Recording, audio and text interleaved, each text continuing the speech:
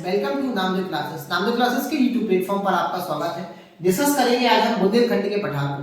कल हमने मध्य भारत के पठार को डिस्कस किया था और आज इसी टॉपिक को हम आगे बढ़ा रहे हैं और ये हमारा है बुंदेलखंड का पठार।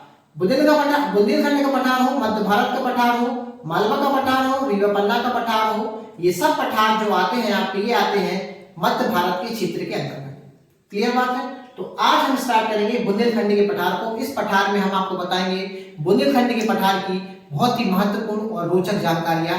आइए देखते हैं। चलिए स्टार्ट करेंगे हम निर्माण से।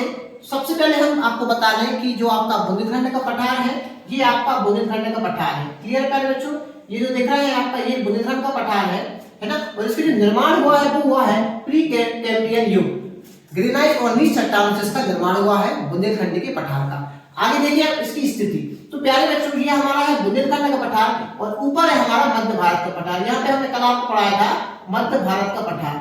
ये हमारा है प्यारे बच्चों मध्य भारत का पठार। और तो मध्य भारत के पठार के ये पूर्व में है। जो बुंदेलखंड का पठार है ये मध्य भारत पठार के पूर्व में है। और प्यारे बच्चों और रीवा पन्ना पठार यहाँ पे है हमारा रीवा पन्ना का पठार। रीवा पन्ना के पठार की ये उत्तर में है। तो इसकी स्थिति कैसी हो जाती है, मध्य भारत के पठार के पूर्व में और रीवा पन्ना पठार के उत्तर में। आइए देखते हैं तीसरा पॉइंट इसका। तीसरा पॉइंट है सतह है। जो इसकी प्यारे जो सतह है वो है इसकी अर्धचंद्राकार। देख पा रहे होंगे आप जो सतह है कैसी है आपकी अर्धचंद्राकार सतह है वह लहरदार। कैसी सतह है, लहरदार है ना इस टाइप से। और अर्धचंद्राकार आधे चंद्रमा के समान।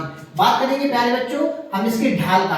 तो इसका जो ढाल है प्यारे बच्चों ये उत्तर पूर्वी की ओर इसका ढाल है। ढाल कैसा है इसका, उत्तर पूर्वी की ओर इसका ढाल है बुंदेलखंड के पठार का। प्यारे बच्चों अब देखिए क्षेत्रफल। तो क्षेत्रफल इसका वो है 23,733।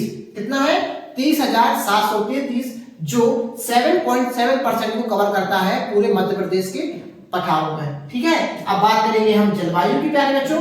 तो मध्य भारत के बुंदेलखंड के पठार की जलवायु है प्यारे बच्चों महाद्वीपीय। कल मैंने बताया था महाद्वीपीय जलवायु क्या होती है।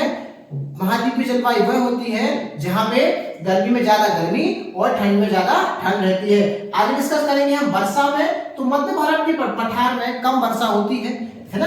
तो मध्य भारत के पठार में होती है 75 से 100 सेंटीमीटर के बीच में वर्षा। डिस्कस करेंगे हम यहाँ पे मिट्टी की। तो बुंदेलखंड के पठार की जो मिट्टी है प्यारे बच्चों ये है आपकी मिश्रित मिट्टी। कौन सी मिट्टी है, मिश्रित मिट्टी यहाँ की है बुंदेलखंड के पठार की। बात करेंगे हम वन की। तो वन में बुंदेलखंड के पठार में प्यारे बच्चों तेंदुपत्ता, महुआ, खैर और बबूल के यहाँ पे वृक्ष पाए जाते हैं। और आपने देखा होगा सागर के आसपास, सागर के क्षेत्रों में तेंदुपत्ता से बीड़ी बनाने के कारखाने बहुतायत मात्रा में आपको मिल जाएंगे। बात करेंगे हम नदियों की। तो जो हमारा नदियां है, नदियां में आती है हमारी सिंध, बेतवा, धसान और केन। कौन कौन सी नदियां आती है प्यारे बच्चों, सिंध, बेतवा, धसान और केन। हम बात करेंगे व्यवसाय की। तो जो आपका बुंदेलखंड का पठार है तो यहाँ पे जो व्यवसाय है वह है कृषि एवं पशुपालन। यहाँ पे बहुत प्रमुख व्यवसाय माने जाते हैं कृषि एवं पशुपालन। आप खुद देखते हो कि जो बुंदेलखंड का पठार है यहाँ पे औद्योगिक इकाई बहुत कम है, इसलिए यहाँ की जो जनसंख्या है बुंदेलखंड के पठार की वह ज्यादातर निर्भर रहती है कृषि और पशुपालन पे। डिस्कस करेंगे फसल पे। तो बुंदेलखंड की पठार की प्रमुख फसलें हैं गेहूं, ज्वार और तिल। डिस्कस करेंगे हम यहाँ के खनिज पे। तो जो बुंदेलखंड के पठार में खनिज पाए जाते हैं, सीसा पाया जाता है। तो ये सीसा पाया जाता है आपका दतिया में प्यारे बच्चों। ग्रेफाइट पाया जाता है आपका टीकमगढ़ और छतरपुर में प्यारे बच्चों। और आपका हीरा भी पाया जाता है छतरपुर में अंगूर के आसपास। डिस्कस करेंगे हम बुंदेलखंड के पठार की प्रमुख चोटी को। तो बुंदेलखंड के पठार की प्रमुख चोटी है सिद्ध बाबा की चोटी और यह है आपकी दतिया में और इसकी ऊंचाई है 1172 मीटर की। इसमें मैंने एक पॉइंट छोड़ दिया जिले में। तो मैं आपको बता दूं बुंदेलखंड के पठार में कौन कौन से जिले आते हैं प्यारे बच्चों। तो पहला जिला आता है यहाँ पे दतिया प्रमुख जिला है। उसके बाद आता है छतरपुर के बाद आता है टीकमगढ़ और आपका आता है लाहार तहसील, भिंड की लाहार तहसील आती है। उसके बाद आता है आपका प्यारे बच्चों तो ये आपके पूर्णतः जो बुंदेलखंड का पठार है वह आपके दतिया, छतरपुर, टीकमगढ़ में आपका पूर्णतः फैला हुआ है। डिस्कस करेंगे हम प्यारे बच्चों यहाँ के उद्योग की। तो यहाँ पे प्रतापपुर, निवाड़ी, चूंकि यहाँ पे निवाड़ी भी एक जिला है जो आपका कंप्लीटली फैला हुआ है बुंदेलखंड के पठार में। अब बात करेंगे उद्योग धंधे की प्यारे बच्चों, तो उद्योग धंधे प्रतापपुर औद्योगिक क्षेत्र है, निवाड़ी में धातु शिल्प उद्योग है और चीनी मिल उद्योग है तथा भांडर गैस यहाँ पे उद्योग आपको देखने मिल जाएंगे।